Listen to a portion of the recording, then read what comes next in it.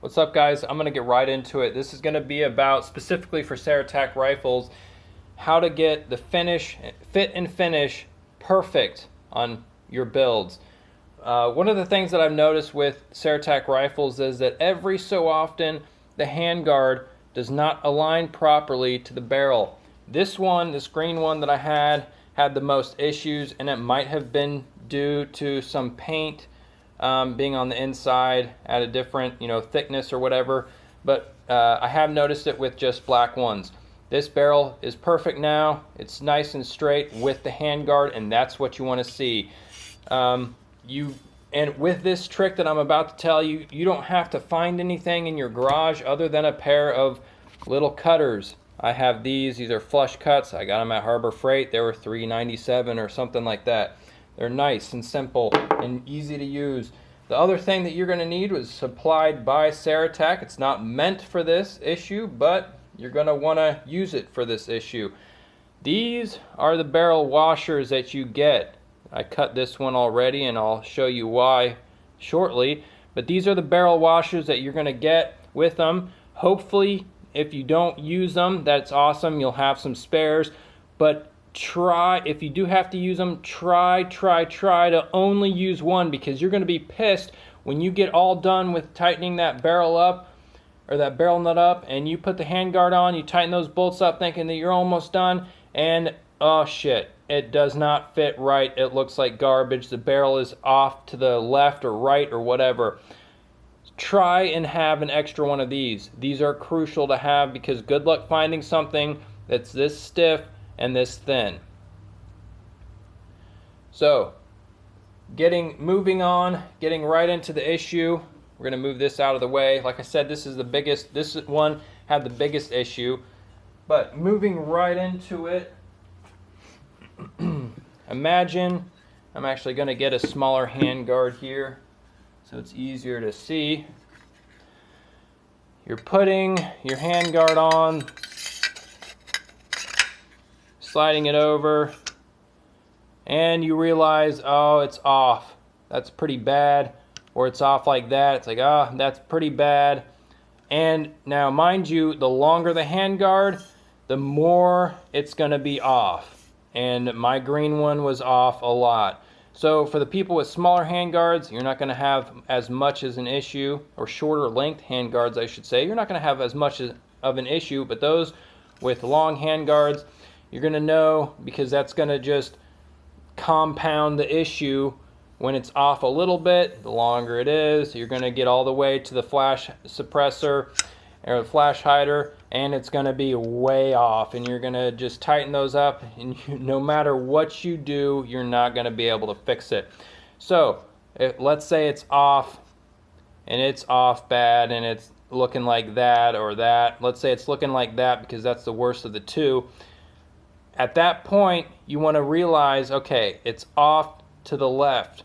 So what am I going to do to counteract that? Well, you're going to put a shim. You're going to put a shim because you want to push it to the right more. So it's like that. You want to push it to the right to make it better. You are going to put a shim in between the handguard and this bolt, and in between the handguard and this bolt, because that's going to push it to the right. Same falls to the left. If you need to push it to the left and it's the opposite, you're going to want to put one right there and one right there. Now, between the handguard and the barrel nut, it is pretty tight. You're not going to be able to fit a lot in there. That's why you need something like this. This is absolutely perfect. It's crucial that you have one left over. Try to have one left over. This is a nice thicker, or nice strength material that's thinner. You're not going to be able to do this with aluminum foil or anything else. Good luck, guys. If you can, and don't put a piece of wood in there. I mean, come on. Let's try and make this at least gonna last. So the first thing you're going to want to do, if you're going to want to shim, if you're going to want to put a metal piece right here between the handguard and this hole,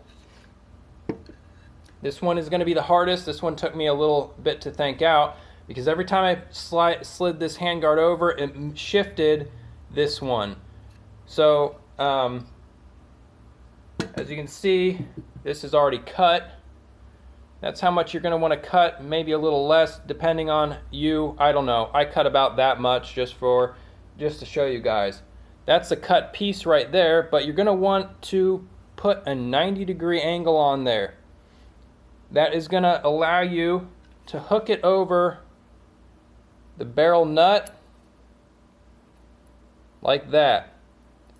Like I said, you can cut a lot less, probably like an 1/8 of an inch less off of that.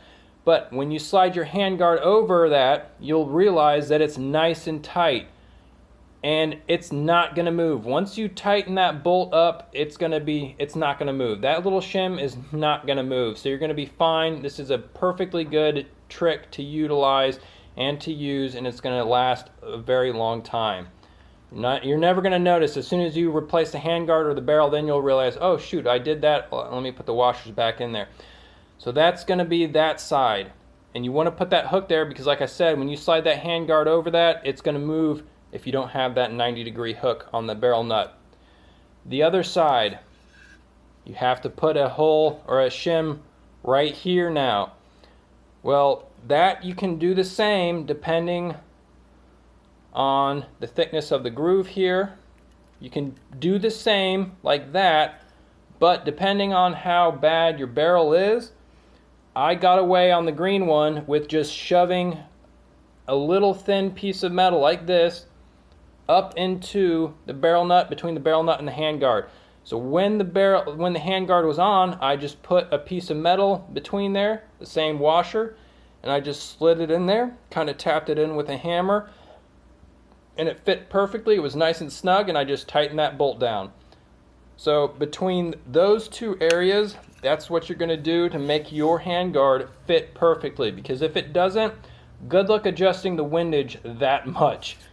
So that's one trick that I've noticed that really helps out. It helps the fit and finish. You can also do it with the upper and if you do need to adjust up and lower or the height on this, if it's wonky like this, you can do it a little bit by putting washers here, but I have not had to do that. Usually it's just side to side movement, and it really helps out. Trust me guys, if you get a longer handguard, you're going to be pissed when you see that it's off cant like this. Just does not look good. But that's that fit and finish.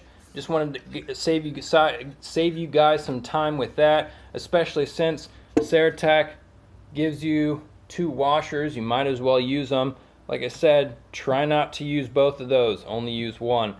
Well, that's it for this episode that I can help you out with, guys. I'm going to show you a couple other quick adjustment tips in the future.